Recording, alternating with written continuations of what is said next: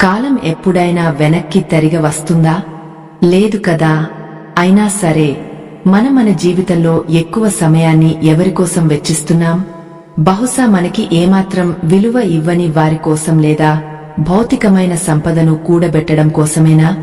ఒకసారి లోతుగా ఆలోచించండి. ఈరోజు నేను మీతో పంచుకోబోయే విషయాలు కేవలం మాటలు కాదు, మనం ప్రతిరోజు చూస్తున్న, అనుభవిస్తున్న జీవిత సత్యాలు. మహాభారత రణరంగంలో నిలబడి శ్రీకృష్ణుడు అర్జునుడికి చెప్పిన ఒక అద్భుతమైన మాట ఉంది. అర్జునా, ఈ సృష్టిలో సమయం కంటే మించిన గొప్ప సంపద మరొకటి లేదు.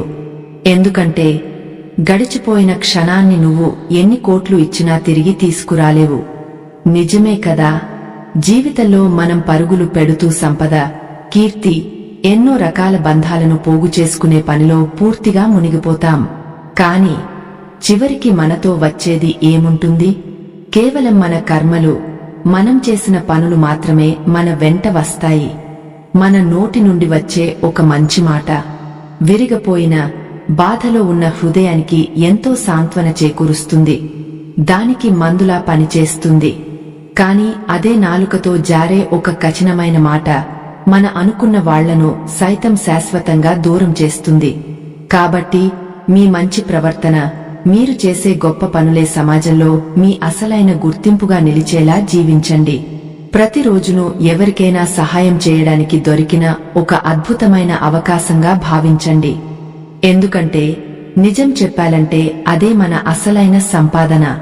గుర్తుంచుకోండి, జీవితంలో నిజమైన విజయం అంటే కేవలం మన స్వార్థం కోసం మనం బ్రతకడం కాదు, ఇతరుల ముఖాల్లో ఒక చిన్న చిరునవ్వును నింపగలగడం. చాలాసార్లు మన పట్ల నిజంగా శ్రద్ధ వహించేవారు ఎవరో తెలుసుకోవడానికి వారికి కొంచెం దూరంగా జరిగి చూడటమే ఉత్తమమైన మార్గం. మీ ఉనికి ఉన్నా లేకపోయినా ఏమాత్రం పట్టించుకొని ఉదాసీన వ్యక్తుల వెంట ఎప్పుడూ పడకండి.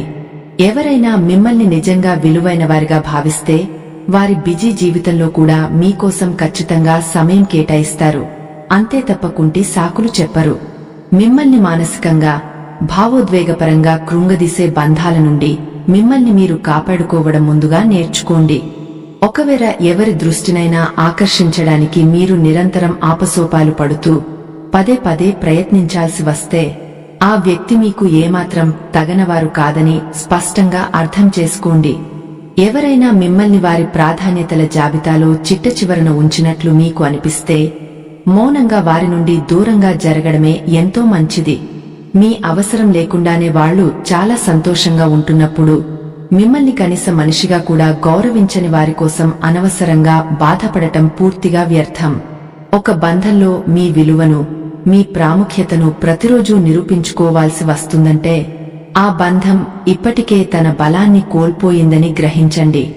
ఈ ప్రపంచంలో వస్తువులు ఎంత విలువైనవైనప్పటికీ, అవి ఎంత ఖరీదైనవైనా సరే, మానసిక ప్రశాంతత, నిజమైన ఆనందం మరియు రాత్రిపూట హాయిగా పట్టుకునే నిద్ర కంటే గొప్పవి ఏవీ లేవు. ఎవరైతే మనసులో నిజంగా మంచివారో వారు తమ మంచితనాన్ని నిరూపించుకోవడానికి ఎలాంటి కృత్రిమ ప్రదర్శనలు చేయాల్సిన అవసరం లేదు. నిజమైన స్నేహితుడు అంటే ఎవరు? మిమ్మల్ని ఈ జనసందోహంలో వదిలేసి వెళ్లేవాడు కాదు, మీరు ఎక్కడ దారి తప్పుతారో అని చేయి పట్టుకుని నడిపించేవాడు. అలాగే నిజమైన లక్ష్యమంటే మిమ్మల్ని నిద్రలేపి మీ కలల కోసం అలుపెరగకుండా కృషి చేసేలా మీలో నిప్పును రగిలించేది. మనిషికి తన వ్యక్తిత్వమే అత్యంత గొప్ప ఆస్తి. భౌతికంగా మనుషుల మధ్య దూరం ఎంత ఉన్నప్పటికీ మీ ప్రవర్తన బాగుంటే మీరు ఎల్లప్పుడూ వారి హృదయాల్లో ఒక మధురమైన జ్ఞాపకంగా నిలిచిపోతారు. తమకు నచ్చిన వారితోనే మాట్లాడాలని చాలామంది ఆరాటపడుతుంటారు. కాని వాస్తవానికి మనం చెప్పేది మనస్ఫూర్తిగా వినడానికి ఇష్టపడే వారితో మాట్లాడాలి. అహంకారం ఎప్పుడూ మన చెవిలో నీకు ఎవరి అవసరమూ లేదు, నువ్వు ఒంటరిగానే అన్ని చేయగలవు అని గుసగుసలాడుతుంది. కాని జీవితానుభవం మనకు నేర్పే పాఠం మాత్రం వేరు. మనం ఏమాత్రం పట్టించుకొని అత్యంత చిన్నవిగా భావించే విషయాలే ఒక్కోసారి మన జీవిత గమనాన్ని మార్చేంత కీలకమైనవిగా మారుతుంటాయి. ఒక చిన్న ఉదాహరణ చూడండి. మీ మాటల్లో కేవలం గట్టి స్వరం, అధికారం ఉంటే సరిపోదు.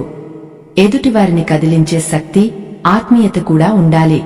గట్టిగా అరిచినంత మాత్రాన మనకు గౌరవం దక్కదు. వినాశనాన్ని తెచ్చే భయంకరమైన వరద వల్ల ఏనాడైనా మంచి పంట పండుతుందా?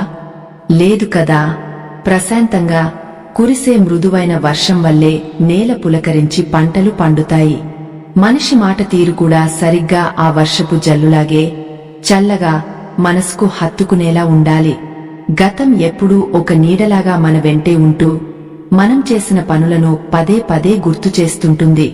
కాని దాన్ని తలచుకుని కృంగపోకుండా, ఏ పరిస్థితుల్లోనూ మీరు మిమ్మల్ని మీరు కోల్పోకుండా, మీ ప్రయత్నాన్ని వదులుకోకుండా అడుగు ముందుకు వేస్తే ఏదో ఒక రోజు విజయం తప్పక మిమ్మల్ని వరిస్తుంది. మనం సాధారణంగా ఎవరి మీద ఎక్కువగా కోపం తెచ్చుకుంటాం? బాగా గమనించండి, మనకు అత్యంత దగ్గరి వారిపైనే కదా. ఎందుకంటే దారినపోయే అపరిచితుల పట్ల ఎవరూ అసహనానికి గురికారు.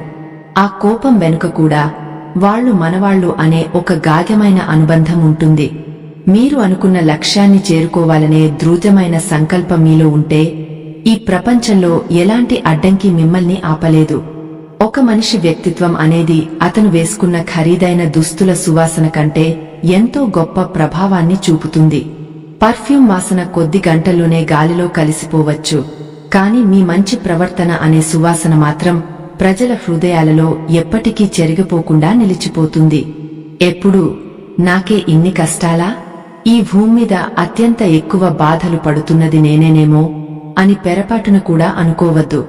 కాస్త కళ్ళు తెరిచి చుట్టూ చూడండి. ఈ ప్రపంచంలో ప్రతి ఒక్కరూ పైకి నవ్వుతూ కనిపించే వాళ్లు సైతం తమలో తాము ఏదో ఒక పరీక్షను, పోరాటాన్ని ఎదుర్కొంటూనే ఉంటారు. మన జీవితం ఏ మలుపు తిరుగుతుందనేది పూర్తిగా మన ఆలోచన విధానంపైనే ఆధారపడి ఉంటుంది. మన ఆలోచనలే మనల్ని ఉన్నత శిఖరాలకు చేరుస్తాయి.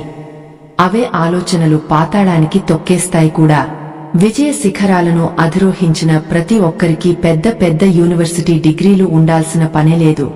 కాని వారిలో సరైన ఆలోచన విధానం, ఎన్ని కష్టాలొచ్చినా తట్టుకోగల దృఢ సంకల్పం మాత్రం తప్పనిసరిగా ఉంటాయి. ఈ ప్రపంచంలో ఏదైనా అత్యంత వేగంగా మారుతుందంటే అది కాలం కాదు, మనుషుల దృక్పథాలు, వారి అవసరాలను బట్టి క్షణక్షణానికి మారే ఉద్దేశ్యాలు మాత్రమే. నిన్నటి వరకు మీరే సర్వస్వం అన్నవాళ్లు ఈరోజు తమ అవసరం తీరిపోగానే మిమ్మల్ని సులభంగా మర్చిపోవచ్చు. దానికి మీరు సిద్ధంగా ఉండాలి. జీవితంలో స్థిరపడటానికి డబ్బు సంపాదించండి, అందులో ఎలాంటి తప్పులేదు. కాని ఆ డబ్బును కేవలం మీ జేబులో మాత్రమే ఉంచుకోండి. అది మీ మనస్సును శాసించేలా, మీ అహంకారాన్ని పెంచేలా ఎప్పుడూ దానికి అవకాశం ఇవ్వకండి. మీ మంచితనం, మీ ప్రవర్తన, ఇవి ప్రజల హృదయాల్లోకి మిమ్మల్ని తీసుకెళ్లే అద్భుతమైన నిచ్చెన లాంటివి. అయితే ఇక్కడో చేదు నిజం ఉంది. ఒక్కసారి మీ ప్రవర్తన గాడి తప్పిందా, అదే నిచ్చెన వారి హృదయాల నుండి మిమ్మల్ని అతి సులభంగా కిందకి తోసేస్తుంది కూడా. చాలా మంది చేసే అతిపెద్ద పొరపాటు ఏంటంటే కేవలం ఆకాశం వైపు చూస్తూ గొప్ప గొప్ప కలలు కంటుంటారు. కాని అలా చూస్తూ ఉండిపోతే ఏం సాధిస్తాం? మీ రెక్కలను చాచి ఆకాశంలోకి ఎగిరే ధైర్యాన్ని ముందుగా కూడగట్టుకోవాలి. తీరం వెంబడి పెద్దగా శబ్దం చేయడం అలల సహజ స్వభావం.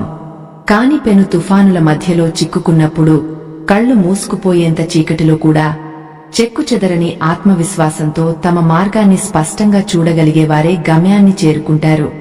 గాలిలో ఎగిరే ప్రతి గాలిపటానికి ఒక విషయం స్పష్టంగా తెలుసు.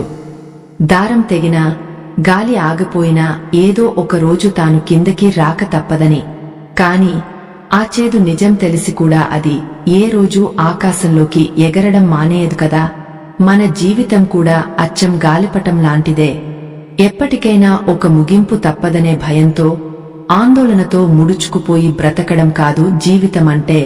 మనకున్న పూర్తి సామర్థ్యాన్ని బయటపెట్టి గొప్ప శిఖరాలను అధిరోహించడమే అసలైన బ్రతుకు. కేవలం కలలు కనడం మాత్రమే కాదు, ఆ కలల కోసం శ్రమించి వాటిని నిజం చేసుకోవడం కూడా మన బాధ్యతే. మనం నిర్దేశించుకునే లక్ష్యాలు ఎప్పుడూ ఆకాశాన్ని తాకేంత ఉన్నతంగా ఉండాలి. కాని ఏం చేస్తాం?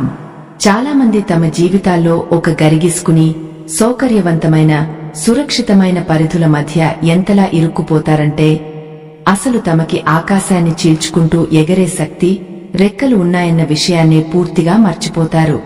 అందుకే లేవండి, మేల్కొనండి. లక్ష్యాన్ని సాధించే వరకు ఎక్కడా మీ ప్రయాణాన్ని ఆపకండి, విశ్రమించకండి. ఒక చిన్న మట్టి ప్రమిదను చూడండి.